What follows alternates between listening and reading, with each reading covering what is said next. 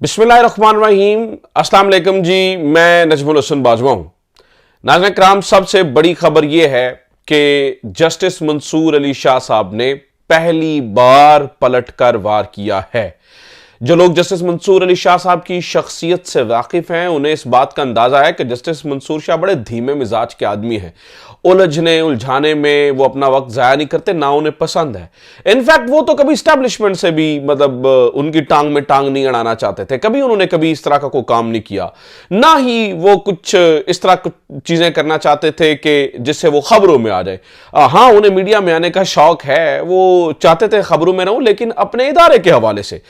जब से वो लाहौर हाईकोर्ट के चीफ जस्टिस है, मैं उन्हें तब से जानता हूं। उनका काम हमेशा अपने इदारे के लिए रहा है, लेकिन उन्हें मजबूर किया गया, उन्हें कॉर्नर किया गया, और आज पहली बार उन्होंने पलटकर वार किया है। और मैं आपको यह भी बता दूं नाज़रीन किराम कि ये जो कुछ कॉन्फिडेंस इमरान खान की वजह, ये जो जितना भी कॉन्फिडेंस है, ये इमरान खान की वजह से। ऑब्वियसली पब्लिक सपोर्ट खड़ी कर दी ना आपने पूरी जुडिशरी के सामने, लेकिन क्या आप कभी मतलब आप देखें ना, सोच भी नहीं सकते थे इससे पहले, तो वहमो गुमान में भी नहीं था कि जुडिशरी इस्टेब्लिशमेंट के सामने खड़ी हो जाए, या कोई बनता ही नहीं है। ये दोनों एक ही तरफ के प्लेयर्स होते थे, बहुत कम, बल्कि मुझे नहीं ऐसी कोई मिसाल मिलती जब जुडिशरी ने एंटी इस्टेब्लिशमेंट होकर कुछ फैसले दिए हों। तो ये कॉन्फिडेंस जो है वो इमरान खान की वजह से है। लोगों ने जो इमरान खान के ऊपर एतमाद किया और इमरान खान फिर डट गया, खड़ा हो गया, तो आज उसकी कामयाबी का दिन है। ये किस तरह अब जस्टिस मंसूर अली शाह साहब ने क्या किया है, किस तरह जो है वो उन्होंने जवाबी वार किया है, गवर्नमेंट घबराई हुई क्यों है, परेशान क्यों है, इनके पांव के नीचे से जमीन क्यों निकल रही है, ख्वाजा आसिफ का इंटरव्यू क्यों आ रहा है, बिलावल भुट्टो साहब का इंटरव्यू क्यों आ रहा है, क्यों जो जस्टिस मंसूर अली शाह साहब को कभी थ्रेट करने की कोशिश की जा रही है, कभी मुतरब्बे करने की कोशिश की जा रही है, कभी कहा जा रहा है कि आपके लिए लक्ष्मण रेखा ये है जी, आपके लिए रेड लाइन ये है, आप इसे क्रॉस नहीं कर सकते, ये ना कीजिएगा, लड़ाई को उसने हैज पर लेके ना जाइएगा। इसके बैकग्राउंड में पूरी एक स्टोरी चल रही है। मामला जितना शांत पुरअमन आपको सामने से नजर आ रहा है, इसके बैकग्राउंड में तलातुम है, मतलब क्योस है। बैकग्राउंड में असल में वो क्या जो खलबली वाली सिचुएशन है वो क्यों है, क्योस क्यों है, इसी के ऊपर तफसीलन आपके सामने कुछ चीजें रखूंगा और कोशिश करूंगा कि, क्योंकि बहुत सारी चीजें उलझी हुई हैं, तो मैं सुलझा के आपके सामने रख सकूं। लेकिन उससे पहले मैं एक इमरजेंसी एक सिचुएशन है वो मैं आपके सामने रख दूं, उसके बाद जस्टिस मंसूर अली शाह साहब को डिटेल में डिस्कस करेंगे। और हाँ, आपसे दरखास्त भी कर दूं कि चैनल को सब्सक्राइब जरूर कर लीजिए, आपकी सब्सक्रिप्शन बहुत इंपॉर्टेंट है। इस टाइम पे सच बोलना कोई आसान काम नहीं है। अच्छा जनाब, और फिर हमारे लोगों तक ज्यादा आवाज पहुंचती है, हमारे साथ आप शामिल हो सकते हैं, काफिले में आप हमारे साथ शामिल हो जाते हैं। अच्छा सुनिए जनाब, इस वक्त जो मुझे लगता है सबसे इंपॉर्टेंट चीज़ है समझने के लिए वो ये है कि अभी जब मैं ये वीडियो रिकॉर्ड कर रहा हूँ तो मुझे पता चला है कि खैबर के अंदर जहाँ पर एक ग्रैंड पश्तून जरगा हो रहा है, जिसे मंजूर पश्तीन वगैरह लोगों ने बुलाया है, उस जरगे को बुलाया गया है, उसके ऊपर खैबर पख्तूनख्वा गवर्नमेंट ने, यानी कि ज़िला खैबर के डीसी ने उसकी जगह के ऊपर जो है वो जाकर, आप ये क्या क्या लफ्ज़ इस्तेमाल करूँ, हमला किया है या क्या कहूँ, सामान सीज कर लिया है। और ऊपर उधर से काफ़ी जो है ना वो डिस्टर्बिंग मालूमात मिल रही हैं। पता चल रहा है कुछ शेलिंग वेलिंग की भी कुछ खबरें आई हैं, कुछ इस तरह की चीज़ें हो रही हैं, सामान सीज कर लिया गया है। और ये भी पता चला है कि अली अमीन गंडापुर साहब की जानिब से ये कहा गया है कि हमें विफाक के साथ खड़ा होना पड़ेगा, अगर विफाक ने पाबंदी लगाई है तो हमें इस चीज़ों को देखना पड़ेगा। अगर आप सारी देखिए, इसके ऊपर बहुत ज़्यादा सवाल आता है ना कि अगर आप खुद अपने एहतजाज की बात करते हैं तो मंजूर पश्तीन ने चुके बार अली अमीन गंडापुर से मिल के भी और लेटर लिख के भी, और उन्होंने बैरिस्टर गोहर को भी लेटर लिख के बताया कि हम पुरअमन रहेंगे, हमारा पुरअमन जो है वो एहतजाज है, पुरअमन एहतजाज भी नहीं है, हमने जरगा करना है। अच्छा, इसके ऊपर जब हम सिक्योरिटी को फोर्सेस या सिक्योरिटी फोर्सेस क्या सोच रही हैं, उनके जहन में क्या है, इसके लिए हमने थोड़ा सा जानने की कोशिश की, तो पता चला है कि इधर उधर से उड़ती उड़ती खबरें आ रही हैं। शायद उनके जहन में ये है कि कहीं ये यहाँ पर जरगे के सामने कोई ऐसा कंट्रोवर्शियल सवाल ना रख दें, यानी कि पाकिस्तान में हमें रहना चाहिए या नहीं रहना चाहिए, जरगे से कहीं इस बारे में कोई फैसला ना आ जाए, खुदा ना खास्ता अल्लाह ना करे, तो इसलिए प्रिकॉशनरी मेजर्स लिए जा रहे हैं। लेकिन मुझे लगता है कि ये चीज़ें बड़े आसानी से सॉल्व हो सकती थी, बहुत आसानी से सॉल्व हो सकती थी, ये मामला खराब हो जाएगा। और ये अली अमीन गंडापुर साहब के ऊपर एक बहुत बड़ा क्वेश्चन मार्क होगा कि आपके ऊपर जो शेलिंग हुई इस्लामाबाद के अंदर, आप उसके ऊपर तो सवाल उठाते हैं, लेकिन आपकी गवर्नमेंट के अंदर आप कह दें मेरा ताल्लुक कोई नहीं है ये वो, लेकिन डीसी आपकी ज़िले गवर्नमेंट आपकी जो गवर्नमेंट है उसी के अंदर आता है ना, खैबर पख्तूनख्वा की गवर्नमेंट के अंदर, फिर ज़राई गवर्नमेंट, वो सारा उसी के अंदर आता है। आप किस तरह से जान छुड़ा सके, पल्लू नहीं झड़वा सकते हैं। अच्छा, इसके अंदर अगर आप सारी तस्वीर को मैं ज़रा पीस दर पीस मिला के देखूँ ना, मैंने बताया ना बहुत उलझे हुए मामलात है। तो एक खबर को जब मैं सुनता हूं तो फिर मुझे समझ आता है कि शायद ये कुछ उससे मिलती जुलती चीज है। पता चला है कि एस्टैब्लिशमेंट और तहरीक इंसाफ के दरमियान पिछले कुछ घंटों के अंदर 24-48 घंटों के अंदर एक हाई लेवल मीटिंग हुई है, एक हाई लेवल मीटिंग हुई है। इसकी इत्तलात मिल रही है, कोई बातचीत हुई है, किसी नतीजे पर नहीं पहुंचा गया, ऐसा नहीं है कोई नतीजे पर पहुंच जाया गया है, लेकिन हाँ मुलाकातें हुई हैं, एक हाई लेवल मीटिंग हुई है और बातचीत का आगाज हुआ है। तो शायद ये ट्रस्ट बिल्डिंग मैयर हो सकता है। गंडापुर साहब का ये जो कहना और पीटीएम के हवाले से मौक़िफ़ आना, हालांकि वो तो सपोर्ट, उनके एमएनएस जा रहे थे वहाँ पर सपोर्ट कर रहे थे, पर भरपूर सपोर्ट कर रहे थे। उनने हाँ गंडापुर साहब की जानिब से क्या ये कहा है कि भाई विफाक ने पाबंदी लगा दी तो अब हम उसमें शिरकत नहीं कर सकते हैं ना, हमें विफाक के साथ चलना पड़ता है। तो ये मौक़िफ़ जो है ना वो थोड़ा सा बदले बदले से सरकार नजर आते हैं। अच्छा, गंडापुर साहब के बारे में बता दूं कि मैंने पिछले 2-3 दिन जम के उनके ऊपर तनकीद किया। आपको पता है कि जब से वो गायब हुए मैंने ठोक ठाक के तनकीद किया है। मुझे लगता है कि, और मैंने दिल से, ऐसा नहीं है कि मैंने को क्रिटिसाइज किया है कि उनको नुकसान हो, किसी को फायदा हो, नहीं, मैं दिल से जो समझता हूं जो राइट। और लेकिन अब मैंने सोचा है कि गंडापुर साहब को मजीद मैं जो है ना वो अभी क्रिटिसाइज नहीं करूंगा। उसकी वजह हो सकती है क्योंकि बहुत सारी चीजें ऐसी नजर आ रही हैं कि शायद, क्योंकि गंडापुर, मैंने पहले भी कहा कि गंडापुर से इमरान खान की वफादारी के ऊपर शक नहीं मैं कर रहा हूं, मैं तो गंडापुर की स्ट्रैटेजी और उनके चुप होने के ऊपर जो है ना वो सवाल उठा रहा हूं ना कि आपने लोगों को मरने के लिए वहां पर छोड़ा। लेकिन अब इसके ऊपर मैं तनकीद थोड़ी देर के लिए इसलिए बंद कर रहा हूं, उसकी वजह यह है कि हो सकता है कि वाकई इनके कोई मामलात चल रहे हों। चूंकि खान साहब को मैं सवाल पूछता हूं ना कि खान साहब मानेंगे यार मुझे ब्लैकआउट करो, लेकिन हो सकता है कोई इस तरह की कोई बात हुई हो गंडापुर साहब से कि ठीक है खान साहब कुछ अरसा नहीं मिलेंगे सहाफ़ियों से और लोगों से, क्योंकि फिर खान साहब कुछ चीज़ें कह देते होते हैं जब जिस चीज़ से उन्हें रोका वजह खान ही किस चीज़ की सुनता, वो नहीं रुकता, वो अपने मन मौजी इंसान है। इसलिए शायद थोड़ा सा जो है ना वो हाथ हौला रखवाया गया हो सकता है कोई बातचीत हो। तो अगर अवाम बदजन हो जाएगी तो हो सकता है फिर उस बातचीत को ब्रेक आ जाए और गंडापुर साहब कहीं फिर प्रेशर में आकर कुछ और कदम ना उठा दें।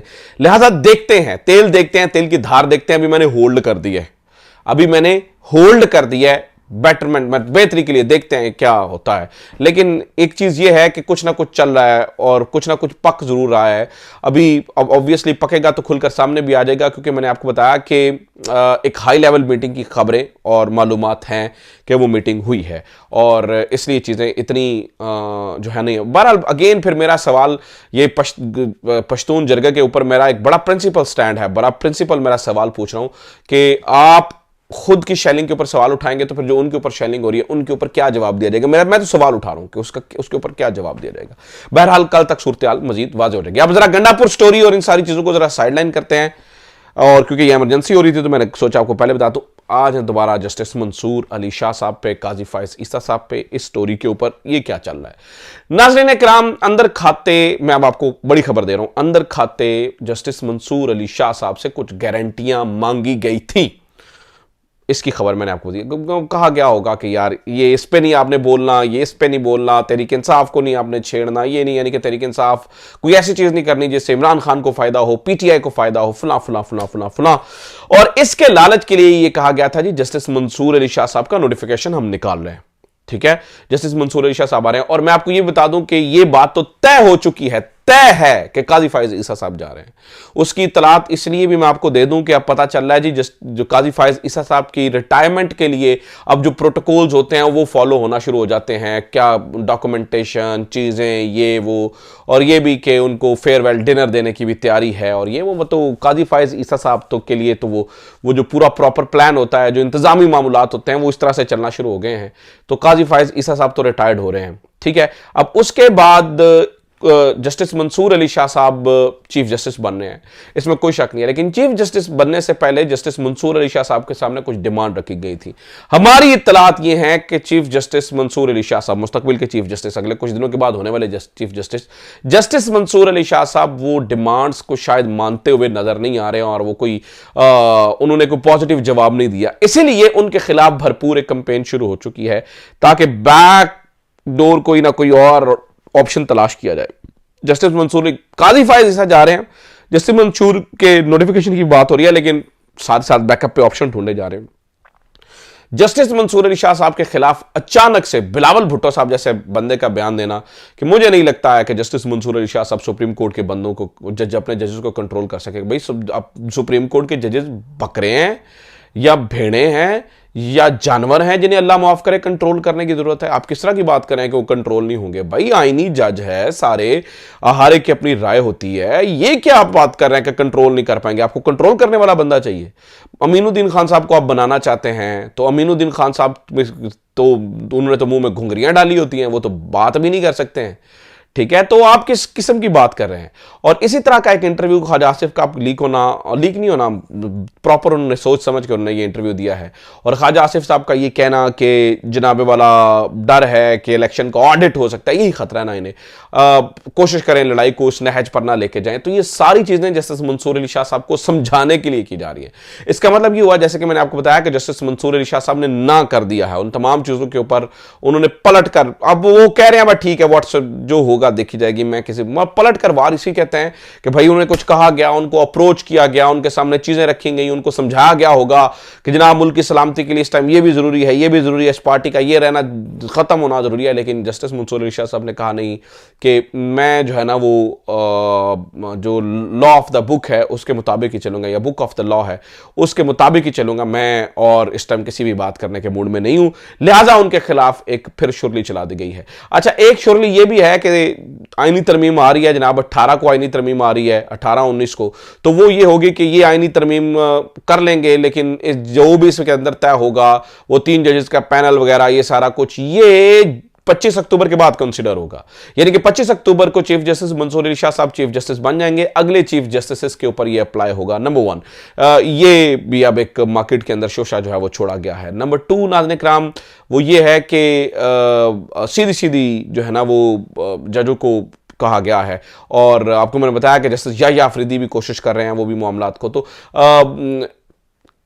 जस्टिस मंसूर अली शाह साहब को वाज़ेह तौर पे कहा गया है या तो वो मान लीजिए जो हम कह रहे हैं, या फिर तैयार हो जाइए उस चीज के लिए फिर जो हम करेंगे। तो जस्टिस मंसूर अली शाह साहब ने कह दिया है कि do whatever you want to do, मैं तो नहीं करूंगा। लिहाजा एक बार फिर से माहौल डगमगा गया। ऐसे में अमीनुद्दीन खान साहब की लॉटरी भी निकल सकती है अगर वो कल इलेक्शन कमीशन में होने वाले इजलास में उन्होंने बखसूस नशिस्तें उनको दे दी, लेकिन ये इतना आसान नहीं है नाज़रीन किराम। पीटीआई शेषनाग की तरह इनके ऊपर बैठी है, इतनी आसानी से चीज़ें जाने नहीं देगी। अच्छा, मैं आपको ये भी बात बता दूं नाज़रीन किराम के जस्टिस याह्या अफरीदी साहब का नाम भी आईनी अदालत के लिए आ रहा है, लेकिन कल मौलाना फजल रहमान साहब की एक प्रेस कॉन्फ्रेंस है, उसके अंदर उन्होंने चीज़ें बतानी है, उससे मजीद चीज़ें क्लियर हो जाएंगी, और जिनको कुछ वहम गुमान है वो भी दूर हो जाएंगे, उनके लिए भी जो है ना वो थोड़ी आसानी हो जाएगी। अच्छा जनाब, ये भी आप ज़रा सुन लीजिए कि पाकिस्तान तहरीक इंसाफ ने इस बात का भी फैसला किया है कि ठीक है अगर ये 18-19 को लेके आते हैं तो हम भी शंघाई ताउन तंजीम, क्योंकि ये शंघाई ताउन तंजीम के बाद का टाइम रख रहे हैं, तो हम भी शंघाई ताउन तंजीम का इंतज़ार करेंगे, और 14 तारीख से हमारे एहतजाज शुरू हो जाएंगे लाहौर और फिर इस तरह के ये सारे इलाके, यानी कि दूर दूर इस्लामाबाद से। और जो इस एहतजाज होगा 19 के बाद, 18-19 के बाद, वो होगा इस्लामाबाद के अंदर। तो यानी कि एक बार फिर से पीटीआई इस्लामाबाद आने के लिए तैयार है, और इस दफा तो अली अमीन गंडापुर साहब ने भी कह दिया है, वो कह रहे हैं जी मैं आऊंगा, फिर मैं दोबारा आऊंगा। पिछली दफा चले गए थे, लिहाजा मैंने तो कहा कि मैं अब उनके ऊपर थोड़ी तनकीद नहीं करनी, इसलिए मैं खामोश हूं, लेकिन चीजें वैसी नहीं है जैसे बताई जा रही हैं। चलें इस बात को छोड़िए, मैंने इसके ऊपर अब मजीद जो है ना उनके ऊपर तनकीद नहीं करनी है। अच्छा जनाब, दूसरी तरफ मैं आपको ये बता दूं कि हमारी जो चीफ मिनिस्टर साहिबा हैं, मुख्यमंत्री साहिबा, इतना डरती हैं वो तनकीद से। डकी भाई जो है ना वो यूट्यूबर हैं, एक बड़े मारूफ मशहूर यूट्यूबर हैं, और उनकी बेगम, डकी भाई और उनकी बेगम को पुलिस ने उठा लिया, और उनका जुर्म ये है जी, उन्होंने कोई मरीम नवाज साहिबा पे शायद को तनकीद वगैरह की है जी किसी वीडियो में, उनको उठा लिया और उनसे इंटरोगेट किया गया, और ठीक ठाक किस्म का इंटरोगेट किया गया है। तो वो को माफ़ी तरला करवा के तो वो अपनी जान छुड़वा रहे हैं, और ये सारा कुछ, ये तो हमारे मुल्क का हाल हो चुका है। यानी कि मरीम साहिबा पे तनकीद करना शायद आइन का बेड़ा गर्क करने से भी ज़्यादा बड़ा जुर्म है। तो ये इस वक्त की खबरें हैं, ये चीज़ें उम्मीद करता हूँ कि वीडियो आपके लिए इन्फॉर्मेटिव रही होगी। काजी ईसा साहब जा रहे हैं, जस्टिस मंसूर अली शाह साहब चीफ जस्टिस ऑफ पाकिस्तान हैं। इमरान खान साहब ने जो क्वेश्चन की आज और जो एक पूरा प्रेशर बना के रखा, इसी वजह से चीफ जस्टिस मंसूर अली शाह साहब किसी भी तौर से जो है ना वो बनेंगे चीफ जस्टिस, अदरवाइज तो उनके पास कोई चांस नहीं था। तो देखते हैं आगे क्या होता है। और मौलाना फजल रहमान साहब की कल की प्रेस कॉन्फ्रेंस से भी चीज़ें बिल्कुल जो है वो वाज़ेह हो जाएंगी। अपना ख्याल रखिए। खुदा हाफिज़। पाकिस्तान जिंदाबाद।